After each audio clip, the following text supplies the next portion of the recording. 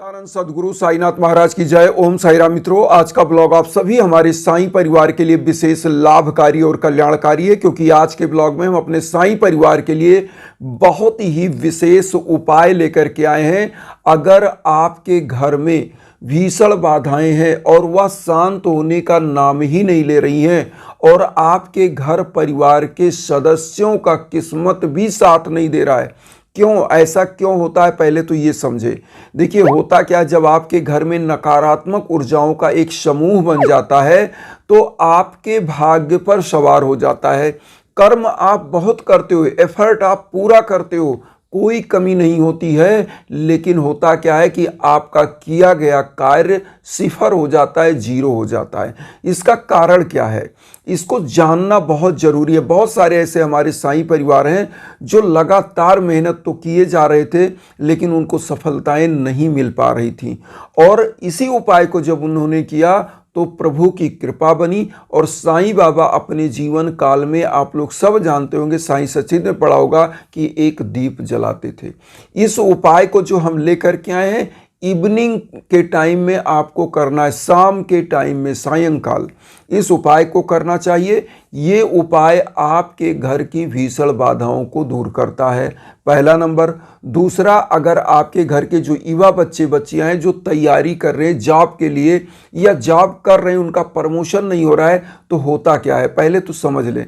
जो आपका घर होता है ना, जब नकारात्मक ऊर्जाओं का एक पुंज आपके घर में निवास करने लगता है तो वो करता क्या, भाग्य की बाधा को जन्म देता है। और भाग्य की बाधा क्या होती है कि जो घर में युवा बच्चे बच्चियां हैं, तैयारी कर रहे हैं जॉब के लिए या जॉब कर रहे हैं, तो उनकी भाग्य पर जब बैठ जाता है तो दिक्कत क्या करता है कि उनको आगे बढ़ने ही नहीं देता है। मतलब उनका किया गया कार्य पूरा लग रहा है कि अभी तो वो प्राप्त कर लेंगे, कोई चीज़ अचीवमेंट कर लेंगे, बस होने वाला है, सफलता मिलने वाली, लेकिन होता क्या है, वो सांप सीढ़ी का खेल होता है, टेल पे आ जाते हैं। जीवन ऐसे ही चलता है और फिर हम लोग कोसते हैं कि हमारी मेहनत में कमी है, हमारी चीज़ों में कमी है। हमारी मेहनत को ज़रूर हमको सुपरविजन करना चाहिए कि भाई क्या दिक्कत है, लेकिन हमारी किस्मत भी कहीं ना कहीं आपके साथ ऐसी होती है कि जैसे 99% आपने कर्म किया, 1% जो किस्मत है, जो भाग्य है, अगर वो आपकी जो दशा और दिशा को डिसाइड करता है, वो अगर आपका साथ नहीं दिया तो आप जीरो हो जाते हैं। क्यों? क्योंकि 99% आपका मेहनत आपको इंटरव्यू तक ले जाता है, और इंटरव्यू में किस्मत साथ देता है, क्योंकि आपकी जो योग्यता है वो उसका आकलन आपके 3-4 जो इंटरव्यू लेने वाले पैनल हैं वो ले रहे हैं। तो होता क्या है, अगर वहीं प्रभु की कृपा उनके मन में ये बस गया, ये बच्चा अच्छा जवाब दे रहा है, तो आप क्या होते हो, सफल हो जाते हो। यही किस्मत है। किस्मत का मीन्स होता है कि 99% आप कर्म करते हो, 1% जो भाग्य होता है वही आपकी दशा और दिशा को डिसाइड करता है, आपके लिए न्यू होराइजन खुल जाता है। क्यों? क्योंकि 1% भाग्य ही ऐसा है जो पूरी दुनिया उसी के लिए कार्य करती है। हम आपको बता दें, क्योंकि कर्म तो सभी कर रहे हैं, कोई ऐसा व्यक्ति आज के समय में इस कंपटीशन के युग में बैठा नहीं है। चाहे बिजनेस का फील्ड हो, चाहे कोई भी फील्ड हो, जॉब का फील्ड हो, हर व्यक्ति, कंपटीशन इतना हो गया है कि आपको सुपर होना पड़ेगा धार्मिक रूप से, आध्यात्मिक रूप से, अपने कर्म के रूप में। और आस्था कैसे बनती है, जब आप धर्म में जाते हो। धर्म करता क्या है, आपकी चीज़ों को, इसीलिए हमारे पुरुषार्थ में 4 चीज़ें हैं, धर्म अर्थ काम मोक्ष। ये चारों की जो सीरीज है ना, एक भी कर्म गड़बड़ हुआ तो जीवन डिस्ट्रॉय हो जाता है, नष्ट हो जाता है। इसीलिए हमारे पुरुषार्थ में धर्म को प्रथम स्थान पर दिया गया है, क्योंकि धर्म क्या करता है, आपके अंदर एक कॉन्फिडेंस लाता है, आस्था को बढ़ाता है, शांति लाता है, और आपका रास्ता खुलता जाता है। तो आज जो उपाय लेकर आए हैं, बहुत ज़्यादा हम आप लोगों को समझाने के लिए हम सब ज़्यादा बोलने पड़ते हैं, लेकिन मैं जो उपाय लाया हूँ बहुत ईजी उपाय है। उपाय क्या है, एक लेना है आपको घी का दीप या सरसों के तेल का दीप आप ले सकते हैं, लेकिन चूंकि यह उपाय डेली करना है तो इसलिए सरसों का तेल आप जला सकते हैं, तिल का तेल जला सकते हैं, घी का दीप जला सकते हैं। लेकिन अगर गुरुवार का दिन है तो आप सरसों के तेल का दीप ना जलाएं, मैं ये कहूँगा। लेकिन और पर डे अगर आप जलाते हैं, स्पेशली अगर आप गुरुवार को करते हैं तो गुरुवार को घी का दीप ही जलाएं। लेकिन अगर डेली कर रहे हैं तो आप जला सकते हैं। इस पूजा के जो चीज़ें हैं उसमें अगर जैसे डेली आप कोई दीप जलाते हो अपने घर पे तो जला सकते हो, अगर सरसों के तेल का दीप डेली जलाते हो। लेकिन अगर स्पेशली गुरुवार को कर रहे हैं कोई पूजा तो उसमें घी का दीप ही जलाएं, सरसों का तेल का दीप ना जलाएं। तो आइए जानते हैं कैसे इस पूजा को किया जाए। देखिए, सबसे पहले आपको एक घी का दीप या तिल के तेल का दीप या सरसों के तेल का दीप ले लीजिए। लेने के बाद आपको लेना है 2 लौंग, 2 लौंग लेना है। और इसको मैं तो कहता हूँ कि इस दीप को आप क्या करें, पर डे जलाएं।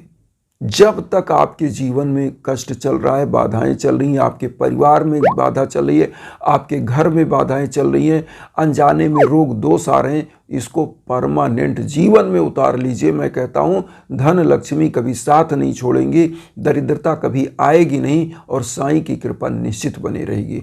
तो करना क्या है, सबसे पहले आपको दीप प्रज्वलित करना है और दीप प्रज्वलित करने के बाद एक मंत्र बोल दीजिए। मंत्र क्या है, दीप जब आप प्रज्वलित करने जा रहे हैं तो उसमें मंत्र है, शुभम करोति कल्याणम आरोग्यम धन संपदाम शत्रु बुद्धि विनाशाय दीपकाय नमोस्तुते दीपो ज्योति प्रब्रह्म दीपो ज्योति जनार्दना दीपो हरतु मे पापम संध्या दीप नमो अस्तुते। ये आपको मंत्र बोल देना है। मंत्र स्क्रीन पर भी दे रहे हैं, आप इस मंत्र को बोल करके दीप प्रज्वलित कर दीजिए। साईं बाबा का 11 वचन आपको बोलना है और 2 फूल लौंग। 11 वचन कितनी बार, 11 बार बोलना है। आप समझिएगा, 11 बार दीप जल रहा है, आप 11 बार उसके सम्मुख। और कैसे बोलना है, साईं बाबा को पहले पीले आसन पर स्थापित करिए, पुष्प चढ़ाइए या जो भी चीज़ें, भोग जरूर लगाएं। भोग में डेली का भोग आप मिश्री किशमिश ड्राई फ्रूट का भोग लगा सकते हैं, लेकिन सुबह के भोग में आप मीठा लगा सकते हैं, जैसे पीला कोई पेड़ा है, लड्डू है, फल का भोग लगा सकते हैं। और भोग लगाने के बाद पूरे परिवार में प्रसाद का वितरण जरूर करें। तो आइए सबसे पहले अब जानते हैं कि आपने सब कुछ भोग लगाया, सब कुछ दीप जलाया, दीप में मंत्र जो मैंने बताया वो बोला, 11 वचन बोलने के बाद 2 लौंग इसी दीप में डाल देना है। 11 वचन आप लोग सभी लोग जानते होंगे, नहीं जानते जो हमारे साईं परिवार उनके लिए मैं बोल दूं। साईं बाबा का जो 11 वचन है, जो शिरडी में आएगा आपद दूर भगाएगा, चढ़े समाधि की सीढ़ी पर पैर तले दुख की पीढ़ी पर, त्याग शरीर चला जाऊंगा, भक्त हेतु दौड़ा आऊँगा, मन में रखना दृढ़ विश्वास, करे समाधि पूरी आस, मुझे सदा जीवित ही जानो, अनुभव करो सत्य पहचानो, मेरी सरल आ खाली जाए हो तो कोई मुझे बताए, जैसा भाव रहा जिस जन का वैसा रूप हुआ मेरे मन का, भार तुम्हारा मुझ पर होगा, वचन न मेरा झूठा होगा, आ सहायता लो भरपूर, जो मांगा हुआ नहीं है दूर, मुझ में लीन वचन मन काया, उसका ऋण ना कभी चुकाया, धन्य धन्य वा भक्त अनन, मेरी शरण तज लेना। तो ये बाबा का 11 वचन बोलिए, 11 वचन 11 बार बोलिए। दोनों लौंग उस दीप में डाल दीजिए जो दीप जलाए हैं आप। और जब यह ज्योति जल जाए, इस ज्योत को जल रही है, आप अपने घर के मुख्य दरवाजे पर, मतलब गेट पे नहीं, बाउंड्री के गेट पे नहीं रखने जाइएगा, आप अपने घर का जो मेन दरवाजा होता है उसके एग्जिट से राइट हैंड साइड में आप रख दीजिए। देखिए, अब यह दीप क्यों जलाते थे साईं बाबा, ये भी समझिए। साईं बाबा इस दीप को जलाते थे और एक टक इस दीप को निहारते थे। बाबा चाहते थे पूरी सृष्टि का जो अंधकार है, जो अज्ञान है, जो बाधाएं हैं, जो मानव को, जीव आत्माओं को कष्ट है, वह दूर हो। इसीलिए बाबा जलाते थे। तो बाबा विश्व कल्याण की भावना से जलाते थे। हमको अपने, देखिए, हम लोग एक छोटे से तुच्छ प्राणी कह सकते हैं, अज्ञानी है, जो अपने कल्याण के लिए काम करता है। तो मैं ये कहता हूँ कि अपने कल्याण के लिए करने का मतलब यही है कि घर परिवार का कल्याण, और घर परिवार का कल्याण इसी प्रकार से पूरा सृष्टि परिवार, क्योंकि मैं तो बार बार यही कहता हूँ कि वसुधैव कुटुंबकम की जो भावना लेकर चले, तो वसुधैव कुटुंबकम की मेरी भावना है, लेकिन मेरी भावना है कि आपका भी जीवन सुखमय हो। तो आपको करना क्या है, अपने मुख्य दरवाजे के राइट हैंड साइड में इस दीप को रखें और पर डे जलाएं। इस दीप को जलाने का मतलब, जो दीप आप जलाते हैं, ज्योति जलाते हैं, शाम के टाइम सबसे ज़्यादा नकारात्मक ऊर्जाएं पैदा होती हैं। और जब व्यक्ति अज्ञान में होता है तो उसको ये लगता है कि किसी चीज़ का सलूशन हम मेहनत से निकाल लेंगे। देखिए, मेहनत निस्वार्थ भाव से करना ही करना है, जीवन को आगे बढ़ाना है। तो जीवन ऐसे सुगम नहीं है। आपको जल पीना है तो टोटी तो खोल के ही जल पियोगे ना, उसमें से पानी निकलेगा। तो कर्म तो कुछ भी करोगे, आपने देखा होगा कि किसान है, किसान को बीज बोना है, खेत की जुताई, कटाई, मड़ाई, तब तो बीज आप तक वो अन्न पहुंचता है। तो कर्म तो सभी को करना है, चाहे वह जॉब के लिए हो, चाहे किसानी के लिए हो, चाहे किसी क्षेत्र में। लेकिन कर्म के साथ साथ आध्यात्मिक ऊर्जाओं की भी ज़रूरत है। क्योंकि हम एक चीज़ आपको बता दें, जब दवा चलती है ना तो दुआ होती है, तो दवा भी काम करती है, आपने देखा होगा। और जब बाबा की कृपा बनती है, साईं की कृपा बनती है, तो राई भी पहाड़ हो जाता है। इन चीज़ों को ध्यान में रखिए। लेकिन दो चीज़ें ज़रूर ध्यान रखिए, श्रद्धा और सबरी। श्रद्धा सबरी दो ऐसे मूल मंत्र हैं जीवन में, चाहे आप कंपटीशन के क्षेत्र में हो। श्रद्धा का मतलब होता है आस्था, अगाध आस्था। आप अपने कर्म में आस्था रखिए, वर्क इज वर्शिप कहा गया है। तो कर्म में लेकिन अगाध आस्था होनी चाहिए। ऐसी आस्था, ऐसा कर्म होना चाहिए कि आपका दिमाग वहीं पर कंसंट्रेट हो। मैं जीवन में कहता हूं कि आप कभी हार नहीं मान सकते अगर आपका कर्म सही है और आपके ऊपर प्रभु की कृपा है। कभी हार हो ही नहीं सकती। इसीलिए हम अपने सभी साईं परिवार को, देखिए, यज्ञ क्या है, बाबा धूनी प्रज्वलित करते थे, आप सब लोगों को पता है, जिसकी ऊदी हम लोग अपने मस्तक पर धारण करते हैं, जो हमारे लिए सबसे बड़ा दवा है। तो बाबा की ऊदी का तिलक भी सभी लोग लगाएं। और जो धूनी है, वो तो धूनी के रूप में जो यज्ञ हम करते हैं, हम क्या करते हैं, यज्ञ कैसे, जब आपके जीवन में भीषण बाधाएं हों, परिवार की बाधाएं मिट ना रही हों, परिवार का दुर्भाग्य चल रहा हो, संतान प्राप्ति में दिक्कत, शादी ब्याह में दिक्कत, नौकरी की बाधाएं, किसी भी प्रकार की बाधा, तब दिव्य हवन होता है। क्योंकि आपके नाम और गोत्र पर संकल्प होकर मंत्रों का जाप होता है।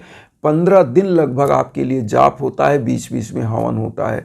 तो इस प्रकार से हवन होकर के फिर आपका जीवन एकदम निर्मल और एकदम सुगम हो जाता है बाबा की कृपा से। तो यही हम कहते हैं कि आपको कहीं भटकने की ज़रूरत नहीं है। कोई भी सलाह चाहिए, कोई भी हवन कराना है अपने नाम का, तो हमारे इंस्टाग्राम पर संपर्क करिए। और वसुधैव कुटुंबकम की जो भावना हम लेकर चलें, उसमें चैनल को सब्सक्राइब करके आप लोग अपना आशीर्वाद दीजिए। उन साईं परिवारों तक वीडियो को जरूर शेयर करिए जो किन्हीं कारणों से कष्ट में, दुख में। इसी भावना के साथ ओम साईं राम।